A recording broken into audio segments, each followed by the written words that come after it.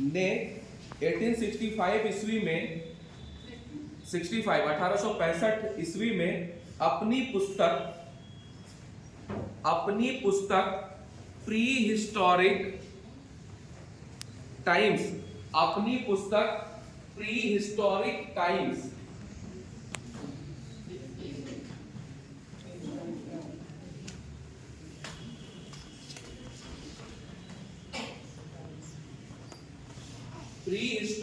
Times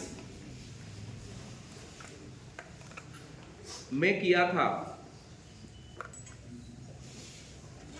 sir John लुबाक ने 1865 ईस्वी में अपनी पुस्तक प्री हिस्टोरिक टाइम्स में किया था। पूर्ण विराम। पुरातत्वविद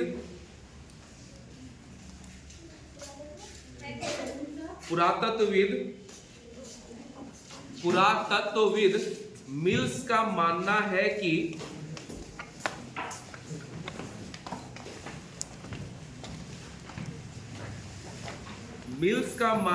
कि पशुओं को पालतू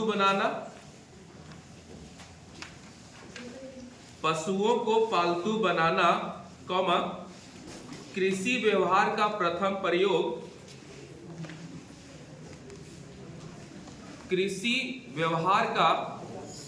प्रयोग,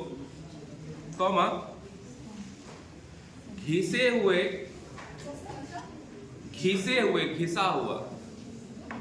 हुए कहीं एडजस्ट करिए, देखिए कहीं एडजस्ट कर लीजिए।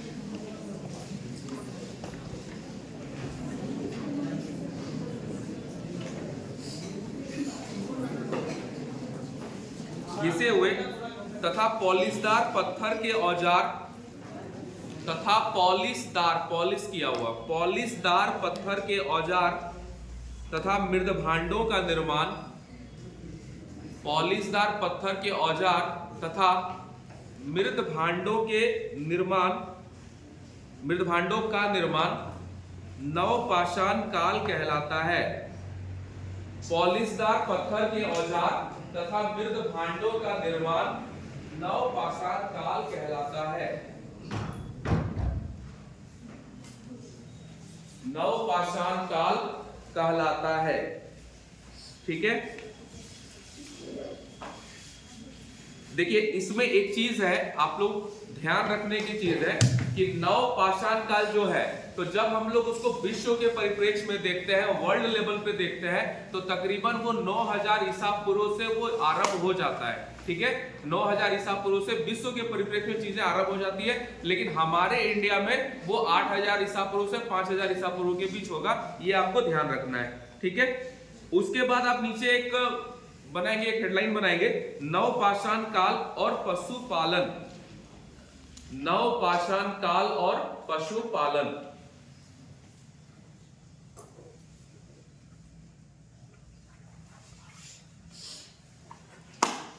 इसमें देखिए लास्ट क्लास में हम लोगों ने चर्चा किया था कि लोग अपने पहाड़ की कंदराओं से बाहर निकल गए थे।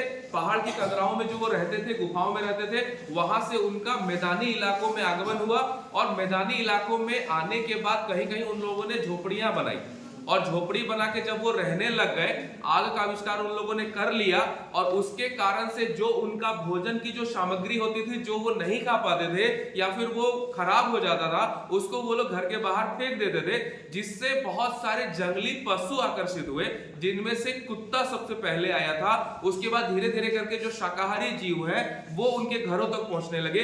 तो इस प्रक्रिया से उन लोगों को एक चीज समझ में आ गई कि जो जंगली पशु है उनको अपने घरों तक लाया जा सकता है, उनको पाला जा सकता है। लेकिन वो मध्यपाषाण काल में वो एकदम स्टार्टिंग फेज था, और धीरे धीरे उन लोगों को नवपाषाण काल तक में आते आते ये समझ में आ गई कि इसको हम लोग बेहतर तरीके से पाल सकते हैं, एक बड़े स्तर पे हम लोग पशुपालन का काम कर सकते हैं। और दूसरी चीज क्या हुई थी कि नवपाषाण काल में आके इन लोगों को समझ में आ गई कि कुछ अनाजों का उत्पादन भी किया जा सकता है। कुछ जंगली किस्म इन लोगों को मिले, कुछ जौ के जंगली किस्म मिले, कुछ गेहूं के जंगली किस्म मिले।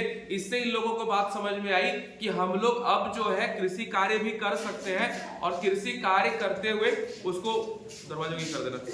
बैठेंगे कहाँ आप लोग?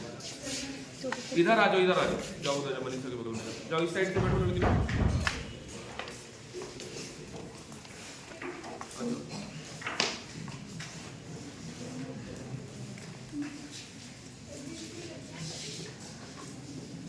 आगे बैठते चले जाओ ना, बैठते चले जाओ, आगे बढ़ते चले जाओ, जहाँ जगह मिल रहा है बैठो।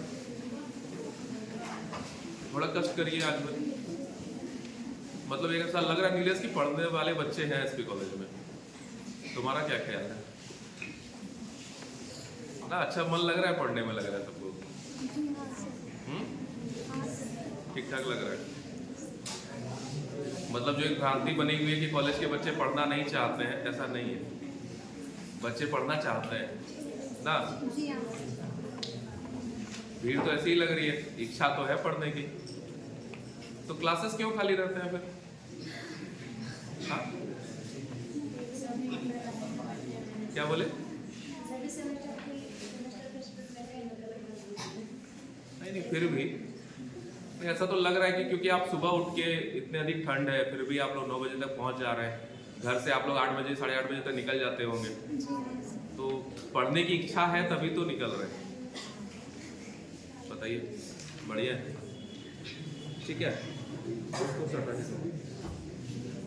जहां जगह मिल रहा है वहां एडजस्ट कर जाओ।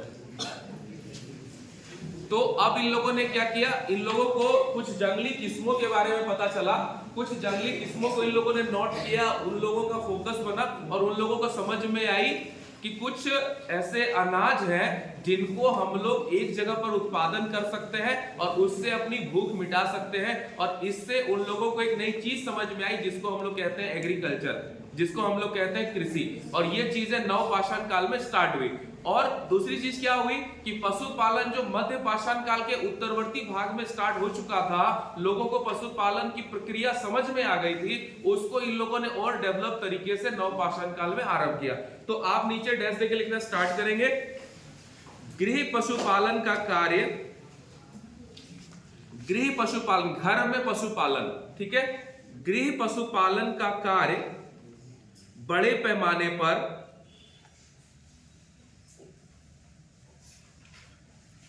सर्वप्रथम इसी काल में आरंभ हुआ।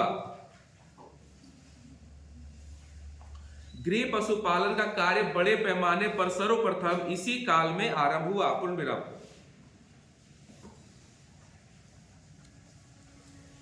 विद्वानों के अनुसार यह पशुपालन सर्वप्रथम उस प्रदेश में आरंभ हुआ होगा,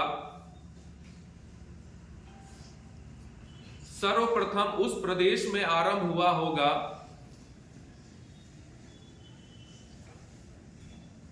जो पामीर, जो पामीर काकेशस, पामीर अलग अलग जगह है। पामीर का पठार आप लोगों ने सुना होगा, काकेशस की पहाड़ियां आपने सुनी होगी। काकेशस, पामीर, काकेशस और रूसी तुर्किस्तान से घिरा हुआ है,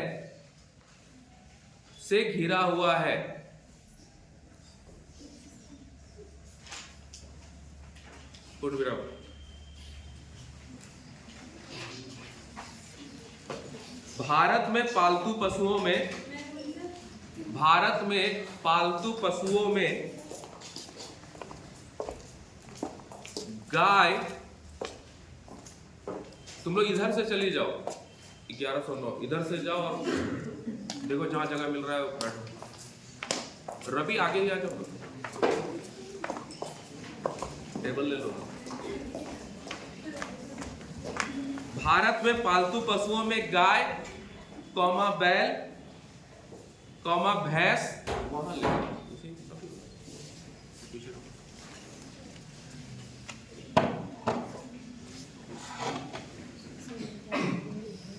गाय, बैल, भैंस, बकरी और कुत्ता विशेष रूप से उल्लेखनीय है, और कुत्ता विशेष रूप से उल्लेखनीय है। नीलेश कुर्सी लेके यहाँ जाओ या इधर आ जाओ, उधर आ जाओ, उधर आ जाओ,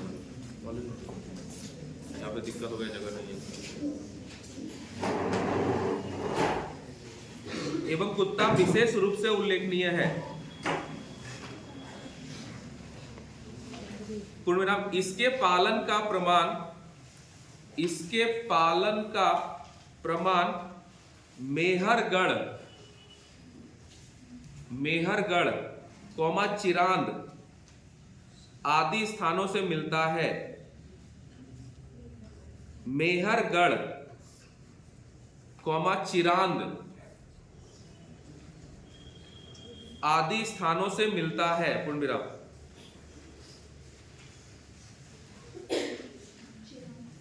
चिरांद, चीरा उसके ऊपर अनुस्वार और द, चिरांद, चिरांद। कोई प्रॉब्लम?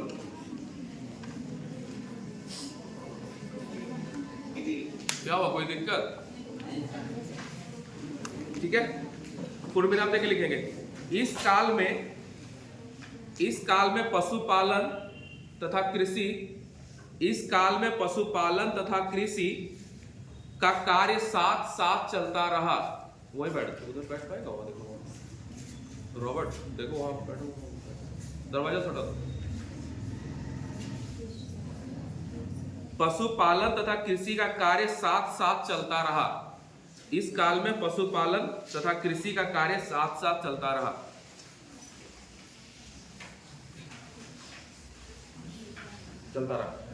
अभी आगे हम लोग फिर इसको हम लोग देखेंगे।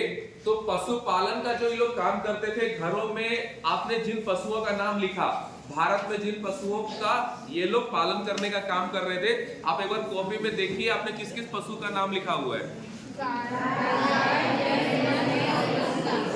ठीक है, गाय है, बैल है, भैंस है, बकरी है। तो इन पशुओं के नामों पर आप गौर करेंगे तो आपको ये चीजें समझ में आएगी कि ये पशु आज भी हम लोग पाल रहे हैं। तो नवपाषाण काल में जो चीजें आरंभ हुई थी, नवपाषाण काल में जिन पशुओं का पालन हमारे पूर्वज आदि मानवों ने आरंभ किया, वो चीजें आज भी चल रही है। तो इससे आपको एक चीज समझ में आया होगा कि हम लोग नवपाषाण संस्कृति शब्द का प्रयोग कर रहे हैं। हम लोग नवपाषाण संस्कृति लिखे हैं। आप यदि आपने गौर किया होगा तो आपको नवपाषाण कालीन संस्कृति शब्द का उल्लेख हो रहा है। और सिंधु घाटी में हम लोग क्या उल्लेख करते हैं? सिंधु घाटी सभ्यता लिखते हैं कि संस्कृति लिखते हैं? क्या कारण है? सिंधु घाटी को हम लोग सभ्यता लिखते हैं और नवपाषाण कालीन हम लोग संस्कृति लिख रहे हैं। क्या कारण है? इस विषय में आप लोग सोचिएगा कि नवपाषाण कालीन हम लोग संस्कृति लिख रहे हैं लेकिन सिंधु घाटी को सभ्यता लिख रहे हैं। सिंधु घाटी को सभ्यता लिख रहे हैं, वहीं पे वैदिक को हम लोग संस्कृति लिख रहे हैं। नवपाषाण काल को संस्कृति लिख रहे हैं, वैदिक काल को संस्कृति लिख रहे हैं, लेकिन सिंधु घाटी को सभ्यता लिखते हैं। तो उस चीज को आप लोग देखिएगा।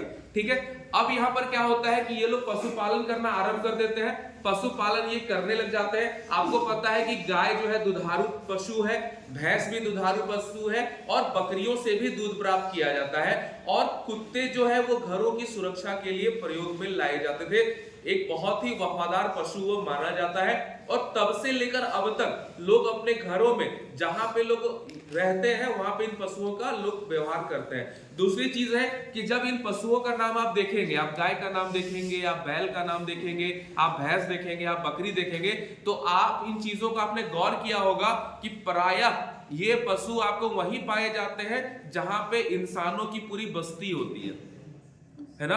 और बहुत सारे घर होते हैं और मैक्सिमम लोग अपने पशु को घर के अंदर रखते हैं। आप जैसे यहाँ के ट्राइबल्स के घरों में जब आप जाएंगे, आदिवासियों के गांव में जब आप जाएंगे तो आप देखिएगा कि पहले जैसे ही आप उनके घर में इंटर करेंगे तो पहले आपको पशु रखने का जगह मिलेगा। गौशाला टाइप की चीजें जो है वो बनाई हुई होंगी, वहां से आप क्रॉस करेंगे तब फिर इंसानों के रहने वाले जगह में जाएंगे। आज के समय में स्थिति बदल गई है। लोग मॉडर्न होने के चक्कर में अपनी पुरानी चीजों को छोड़ते चले जा रहे हैं। लेकिन जब आप गांव में जाएंगे, आप पुराने घरों में जाएंगे तो आप देखेंगे कि पहले आपको उनका गौशाला मिलेगा। आप जैसे ही ट्राइबल्स घर में इंटर करेंगे पहले देखेंगे कि जो उनके गाय है, बकरी है, भैंस है, जो भी चीज है वो आपको पहले ही मिलेगा। आपको फ्रंट में वो मिलेगा, फिर आप अंदर जाएंगे, फिर आपको आंगन मिलेगा और आंगन के बाद आपको बाकी रहने वाले जो भी कमरे हैं वो आपको मिलेंगे। कभी आप लोगों ने सोचा है कि ऐसा क्यों होता था? आप लोगों ने कभी गौर नहीं किया होगा कि ये क्या प्रक्रिया है। कई बार आप लोगों को बहुत गंदा लगता होगा, आप अपने मम्मी पापा पे चिढ़ जाते होंगे, आप दादा दादी पे चिढ़ जाते होंगे, नाना नानी पे चिढ़ जाते होंगे, खासकर जो ट्राइबल्स बच्चे हैं। आप लोगों को बुरा लगता होगा कि मेरे दोस्त लोग आ रहे हैं, मेरी सहेली लोग आ रही है, क्या सोचती होगी, आगे में बांध दे रहे हैं, मवेशी पशु सारे आगे में है, हम लोग अंदर रह रहे हैं, कितना बुरा उन लोगों को लगता होगा। ऐसा सोचते हैं कि नहीं सोचते? कोई बोलने में कोई शर्म नहीं है, बोलिए, सोचते हैं कि नहीं सोचते? कहीं ना कहीं देखिए, आप बोलिए या नहीं बोलिए, मॉडर्न होने के चक्कर में आप लोगों को एक बार तो जरूर दिमाग में आता होगा कि मेरे फ्रेंड्स आते हैं, ये पुराना डिजाइन का घर है, बाहर बंधे हुए, आखिर ऐसा क्यों करते हैं। लेकिन उसमें कभी आप सोच के देखिएगा कि हमारे जो पूर्वज होते थे, हमारे जो बड़े बुजुर्ग होते थे, वो लोग ऐसा क्यों करते थे? बेवकूफ तो नहीं रहे होंगे। जब इतना सारा डेवलपमेंट करते हुए हम लोगों को यहाँ तक लेकर आए, तो बेवकूफ तो नो डाउट वो बेवकूफ तो नहीं थे। क्यों ऐसा होता था? आप लोग जो ट्राइबल्स बच्चे हैं, आप लोग यदि इस चीज को समझते होंगे, यदि इस चीज को जानते होंगे, तो आप लोगों को समझ में एक चीज आती होगी। गांव में यदि आप लोगों ने देखा होगा कि कई बार किसी घर में अचानक से लोगों की मृत्यु होती रहती है। यदि आप लोगों ने गौर किया होगा तो आप लोगों ने देखा होगा कि कई बार ऐसा होता है कि अचानक से लोग किसी दुर्घटनाओं के शिकार हो रहे हैं, अचानक लोगों की मृत्यु होती चली जा रही है और लोगों के पास कोई ऑप्शंस नहीं रहता और बहुत सारे लोग अचानक से डेथ कर जाते हैं। और वैसे गांव में, ट्राइबल्स गांव में आप देखिएगा उस तरह की घटनाएं वहां पर कम होती है। तो कारण क्या है? कारण है कि मृत्यु वाली जो प्रक्रिया चलती है, तो जिनके घरों में मवेशी रहते हैं, आप गौर कीजिएगा कि पहले मवेशियों का मरना आरंभ हो जाता है, और जैसे ही लगातार छोटी कोई बकरी मर गई, फिर अचानक से कोई गाय मर गई, कोई बैल मर गया, कोई भैंस, तो इस प्रकार की जो प्रक्रिया चलती है, तो लोगों को समझ में आ जाता था। हमारे जो पूर्वज होते थे, उनके दिमाग में एक कंसेप्ट डेवलप हो गया था कि पहले वहां से मौत चलकर आ रही है, तो अब हम तक आएगी। और इससे वो लोग क्या करते थे कि बीच में अपना जो भी उनकी व्यवस्था होती थी, जो उनकी रूढ़िवादी व्यवस्था होती थी, उसको लेकर वो लोग अपनी रक्षा करते थे, जिसके कारण ये लोग अपने मुख्य द्वार पे मवेशियों को रखते थे। आप कभी पूछिएगा, ये कंसेप्ट आपको ज्यादा, हमको तो सुनी सुनाई बात है मेरे पास, लेकिन वो लोग ज्यादा बेहतर तरीके से आपको बता पाएंगे। तो पशुपालन का एक तरीके से समझिए कि आप घर के अंदर ये लोग रख रहे हैं, घर के अंदर पशुपालन हो रहा है, तो कितना एक परिवार के मेंबर की तरह ये लोग पशुपालन करते थे। ठीक है, तो नीचे एक डैश बनाएंगे, उसके बाद लिखेंगे नवपाषाण काल और खाद्य उत्पादन। नवपाषाण काल और खाद्य उत्पादन।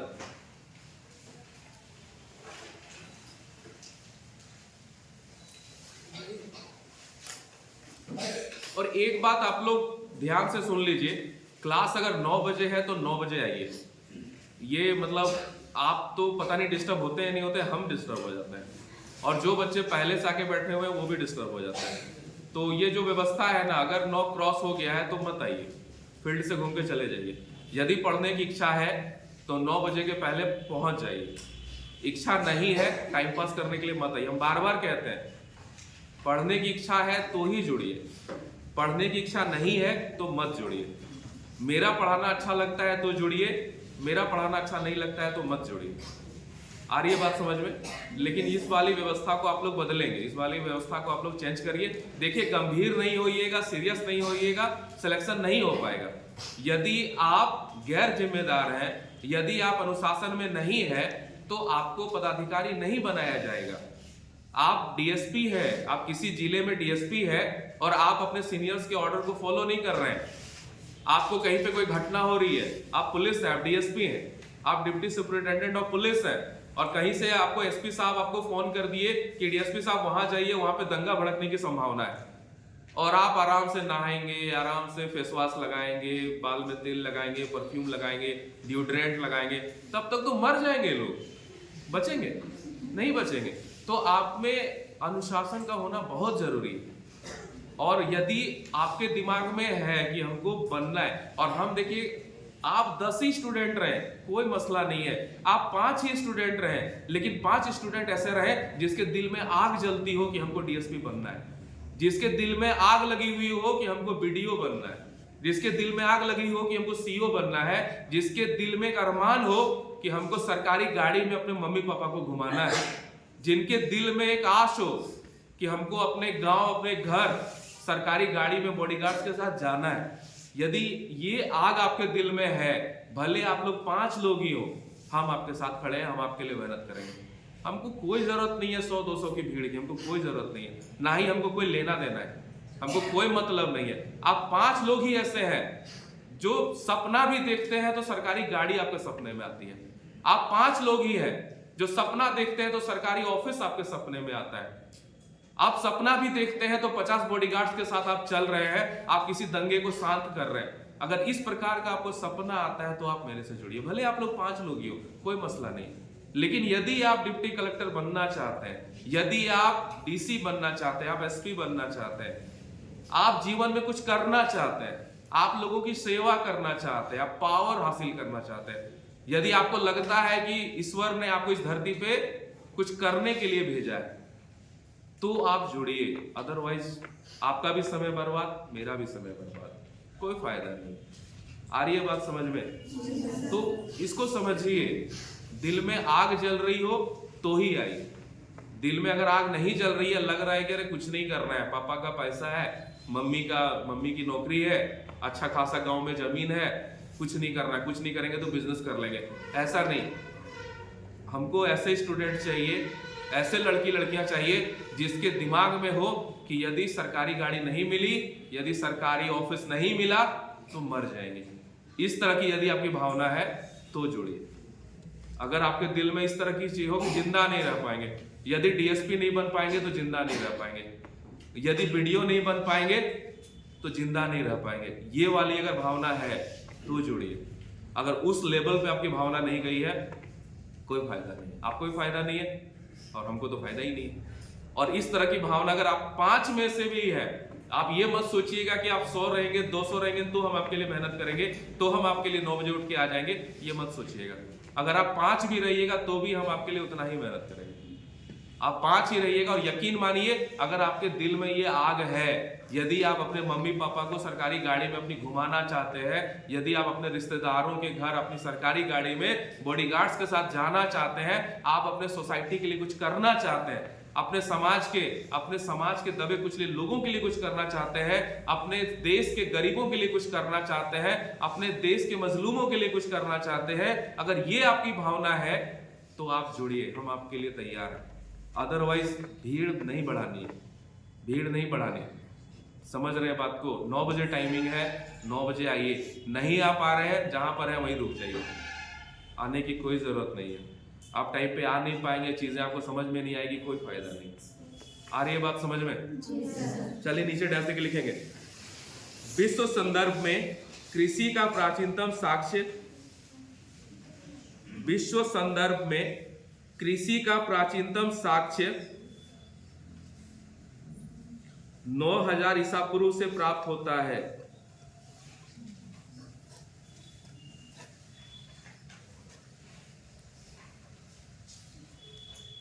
जबकि भारतीय संदर्भ में, विश्व संदर्भ में कृषि का प्राचीनतम साक्ष्य 9000 ईसा पूर्व से प्राप्त होता है। जबकि भारतीय संदर्भ में कृषि का प्राचीनतम साक्ष्य 7000 ईसा पूर्व माना जाता है। जबकि भारतीय संदर्भ में कृषि का प्राचीनतम साक्ष्य 7000 ईसा पूर्व माना जाता है। पूर्ण विराम।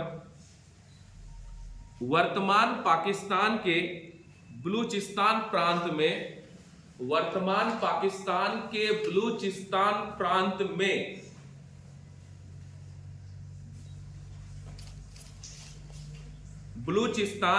में मेहरगढ़ से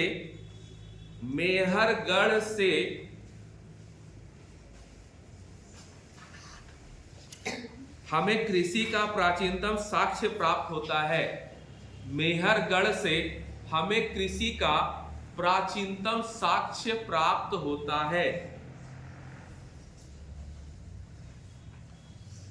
मेहरगढ़ से हमें कृषि का प्राचीनतम साक्ष्य प्राप्त होता है और इस साक्ष्य के साथ ही नवपाषाण काल की शुरुआत हो जाती है।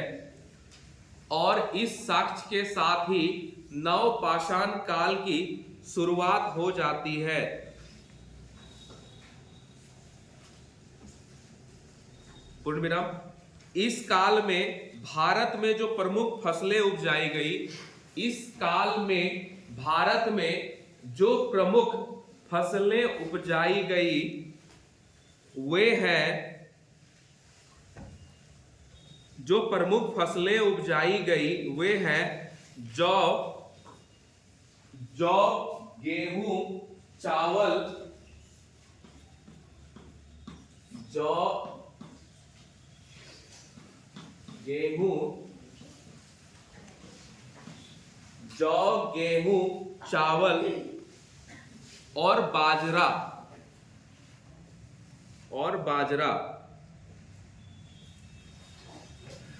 पूर्ण विराम।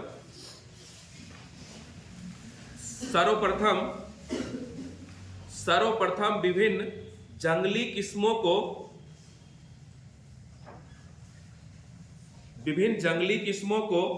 कृषि जन्य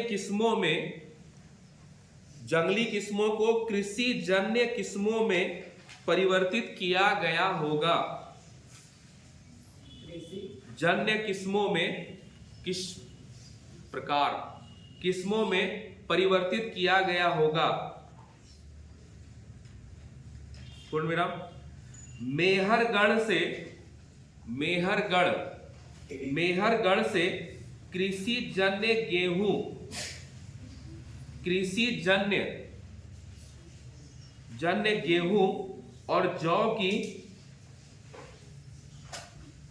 जन्य गेहूं और जौ की विभिन्न प्रजातियों के साक्ष्य मिले हैं।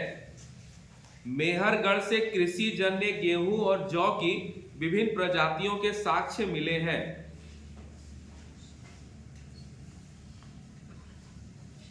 कृषि जन्य गेहूं और जौ की विभिन्न प्रजातियों के साक्ष्य मिले हैं। पूर्ण विराम। उत्तर प्रदेश के बेलन घाटी के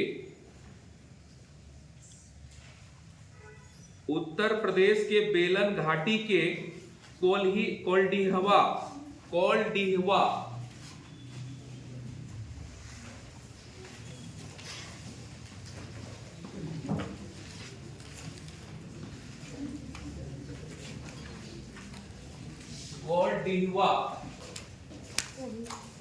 उत्तर प्रदेश के बेलन घाटी के कोल्डिहवा, ठंडा लगा क्या जी? धूप में ले जाओ ठंडा लगाओ। गर्म पानी वगैरह है किसी के पास?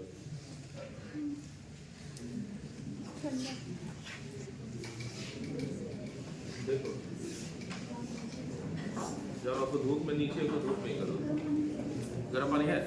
देखो तो गर्म पानी दे दो, जाओ पिलाओ।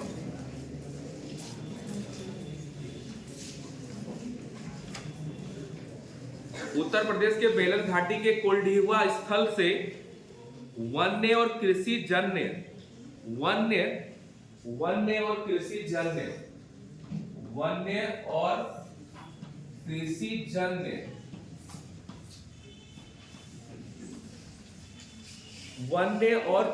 जन्य दोनों प्रकार के चावल मिलने का विवरण प्राप्त हुआ है। दोनों प्रकार के चावल मिलने का विवरण प्राप्त हुआ है। चावल मिलने का विवरण प्राप्त हुआ है जो 6000 ईसा पूर्व तथा 5000 ईसा पूर्व के स्तर का माना गया है। जो 6000 ईसा पूर्व तथा 5000 ईसा पूर्व के स्तर का माना गया है। जो 6000 ईसा पूर्व तथा 5000 ईसा पूर्व के स्तर का माना गया है। पूर्ण विराम। चावल की खेती का सबसे प्राचीनतम साक्ष्य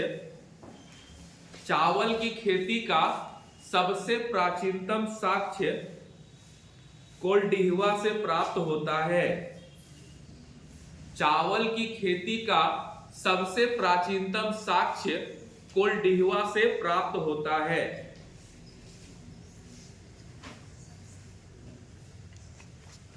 चावल की खेती का सबसे प्राचीनतम साक्ष्य कोल्डिहवा से प्राप्त होता है। ठीक है, लिख लिए। कोल्डिहवा कहाँ है? कॉपी देखिए, उत्तर प्रदेश के बेलन घाटी में एक जगह है, उत्तर प्रदेश का बेलन घाटी, उत्तर प्रदेश के बेलन घाटी में, ठीक है, यहीं पर है आपका कोल्डिहवा। कोल्डिहवा से क्या, एक बार कॉपी देखेंगे आप लोग, कोल्डिहवा से क्या प्राप्त होता है? चावल का प्राचीनतम साक्ष्य, और साथ ही क्या मिलता है कि वन्य जो उसका जंगली जो प्रकार है, जो जंगली किस्म है, जंगली किस्म भी मिल रहा है और कृषि किस्म भी मिल रहा है। जैसे जंगल में जो धान उपजता था, जंगल में जो चावल उपजता था प्राकृतिक तरीके से, उसका भी प्रमाण है, और लोग जो अपने खेतों में जो उपजाते थे उसका भी प्रमाण है। तो इसका मतलब क्या हुआ? इसका मतलब ये हुआ कि जो वहां के लोग थे, उन लोगों ने पहले जंगली किस्म को लाया होगा और जंगली किस्म को अपने हिसाब से उन लोगों ने डेवलप किया होगा, या फिर वो समय के साथ खुद ही डेवलप हो गया होगा। तो जो जंगली जो किस्म थी वो डेवलप होके वो घरेलू किस्म में तब्दील हो गई है, और इन दोनों का प्रमाण कोल्डिहवा से प्राप्त होता है। परीक्षा में प्रश्न पूछा जाता है कि चावल की सबसे प्राचीन खेती का प्रमाण कहां से मिलता है, तो क्या आंसर होगा? कोल्डिहवा। कोल्डिहवा कहां अवस्थित है? बेलन घाटी। बेलन घाटी भारत के वर्तमान किस राज्य में आता है? उत्तर प्रदेश। तो चावल की खेती का प्रमाण, चावल आप समझ रहे हैं, हम सभी लोग चावल बहुत अधिक मात्रा में खाते हैं, हमारे इंडिया में चावल खाने का बहुत ज्यादा प्रचलन है, ठीक है। तो चावल की खेती का प्रमाण कोल्डिहवा में मिला। तो कृषि का सबसे प्राचीन प्रमाण कहां से मिला? कॉपी देखिए, आपने पहले लिखा है कृषि का सबसे प्राचीनतम साक्ष्य मेहरगढ़। कृषि का कृषि का सबसे प्राचीनतम साक्ष्य मेहरगढ़ से मिलता है। यही लिखे है ना, मेहरगढ़, वही है ना बलूचिस्तान, मेहरगढ़। तो मेहरगढ़ कहाँ है? बलूचिस्तान में है। बलूचिस्तान अभी कहाँ है? पाकिस्तान में। तो वर्तमान पाकिस्तान के बलूचिस्तान का जो इलाका है, वहां पर एक स्थल है मेहरगढ़। तो मेहरगढ़ में हम लोग देखिए, प्रश्न आता है कि कृषि का सबसे प्राचीनतम साक्ष्य कहां मिला था, तो उसका आंसर होता है मेहरगढ़। और चावल की प्राचीनतम साक्ष्य कहां मिली, तो उसका होता है कोल्डिहवा। तो आखिर चावल तो कृषि ही है ना, तो फिर कृषि का साक्ष्य कोल्डिहवा से क्यों नहीं मिल रहा है? इसलिए नहीं मिल रहा है क्योंकि कोल्डिहवा से भी प्राचीन मेहरगढ़ है। और जहां पे आप देखिए, क्या आपने कॉपी में लिखा है, मेहरगढ़ में क्या क्या मिला है? जौ, मैक्सिमम वहां पे जौ और गेहूं का साक्ष्य मिला है, ठीक है। जिसके कारण से जब एग्जाम में प्रश्न पूछा जाता है कि सबसे पहले कृषि का साक्ष्य कहां से मिला, तो उसका आंसर मेहरगढ़ होता है। और जब स्पेसिफिक जब चावल की बात आती है, ओवरऑल जब कृषि की बात आएगी, कृषि में सब कुछ आता है, कृषि में गेहूं भी है, जौ भी है, चावल भी है, बाजरा भी है, सब कुछ कृषि के अंतर्गत है। तो जब ओवरऑल कृषि की जब बात होगी तो उसका आंसर मेहरगढ़ होगा, और जब स्पेसिफिक चावल की बात होगी तो उसका आंसर कोल्डिहवा होगा। कोई कंफ्यूजन? चलिए आगे लिखेंगे। नवपाषाण का एक हेडलाइन बनाएंगे, नवपाषाण कालीन संस्कृति का वितरण। नवपाषाण कालीन संस्कृति का वितरण, नवपाषाण कालीन संस्कृति का वितरण।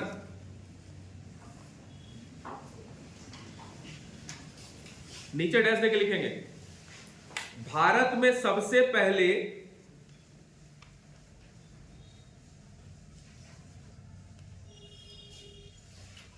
भारत में सबसे पहले 1842 ईस्वी में 1842 ईस्वी में रायचूर जिला, रायचूर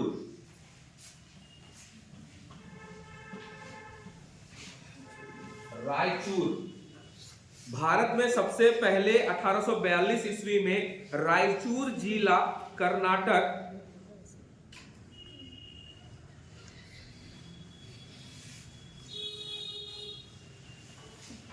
रायचूर जिला कर्नाटक से नवपाषाणिक संस्कृति के साक्ष्य मिले थे। नवपाषाणिक संस्कृति के साक्ष्य मिले थे।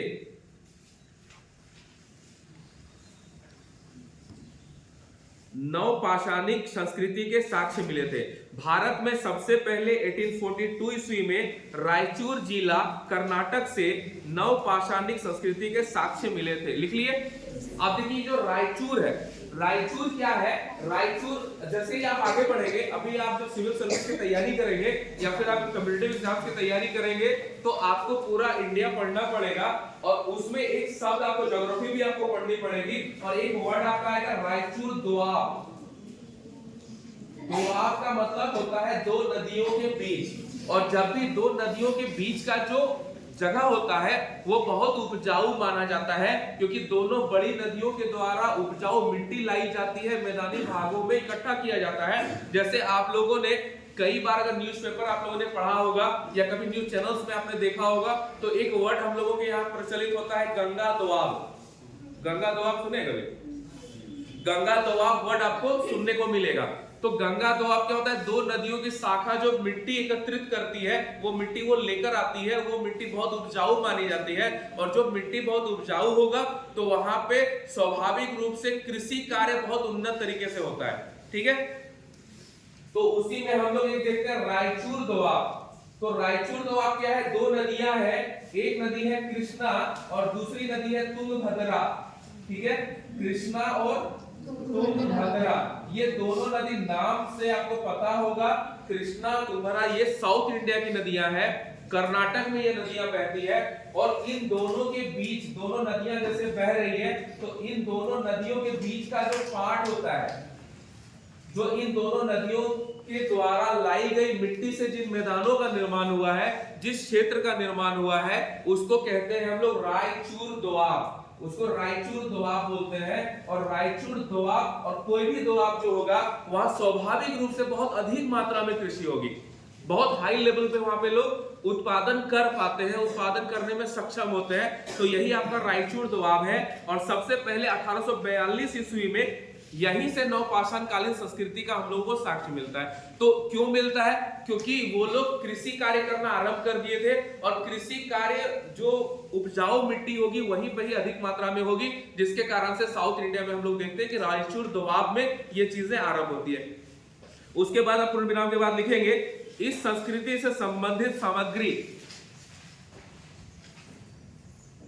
इस संस्कृति से संबंधित सामग्री कश्मीर, बलूचिस्तान,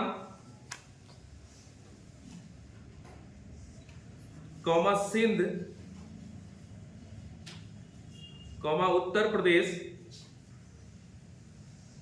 कश्मीर, बलूचिस्तान, सिंध, उत्तर प्रदेश, बिहार, बंगाल, असम, मध्य प्रदेश, आंध्र प्रदेश, कर्नाटक तथा तमिलनाडु। इस संस्कृति से संबंधित सामग्री कश्मीर, बलूचिस्तान, सिंध, उत्तर प्रदेश, बिहार, असम, मध्य प्रदेश, आंध्र प्रदेश, कर्नाटक तथा तमिलनाडु आदि स्थानों से प्राप्त होता है। ठीक है, उसके बाद नीचे डैश के फिर लिखेंगे खेती की अर्थव्यवस्था पर आधारित, खेती की अर्थव्यवस्था पर आधारित नवपाषाण कालीन संस्कृति के, खेती की अर्थव्यवस्था पर आधारित नवपाषाण कालीन संस्कृति के प्रारंभिक साक्ष्य भारत पाकिस्तान के पश्चिमोत्तर भाग में खेती की अर्थव्यवस्था पर आधारित, खेती की अर्थव्यवस्था पर आधारित नवपाषाण कालीन संस्कृति, नवपाषाण कालीन संस्कृति के प्रारंभिक साक्ष्य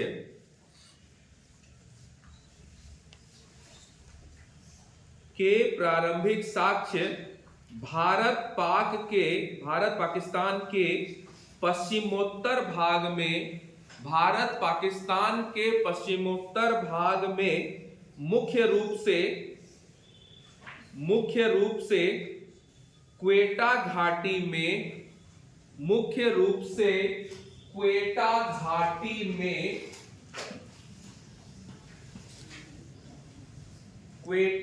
घाटी में लोरालाई और जौब नदियों, लोरालाई और जोब नदियों, लोरालाई और जोब नदियों की घाटियों से प्राप्त होते हैं, नदियों की घाटियों से प्राप्त होते हैं। पूर्ण विराम। नदियों की घाटियों से प्राप्त होते हैं, पूर्ण विराम। किलीगुल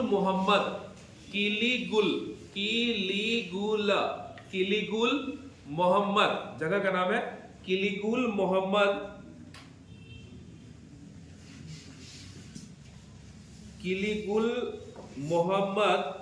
कौमा गुमला हमारे झारखंड में है, comma Gumla comma Rana Ghundai, Gumla comma Rana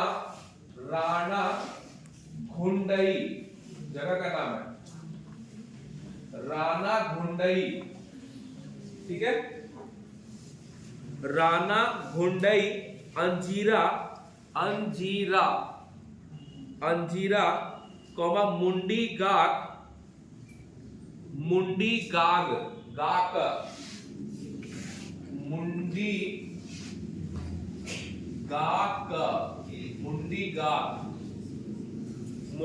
गाक और मेहरगढ़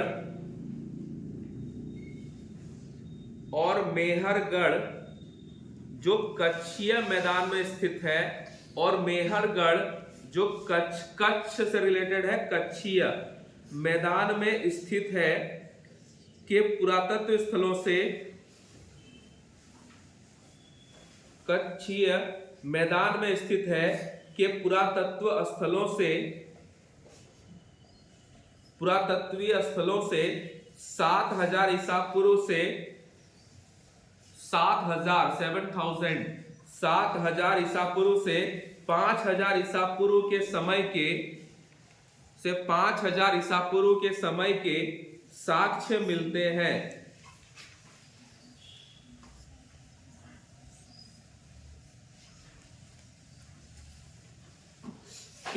मिलते हैं।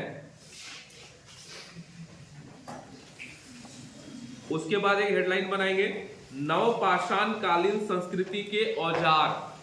नवपाषाण कालीन संस्कृति के औजार,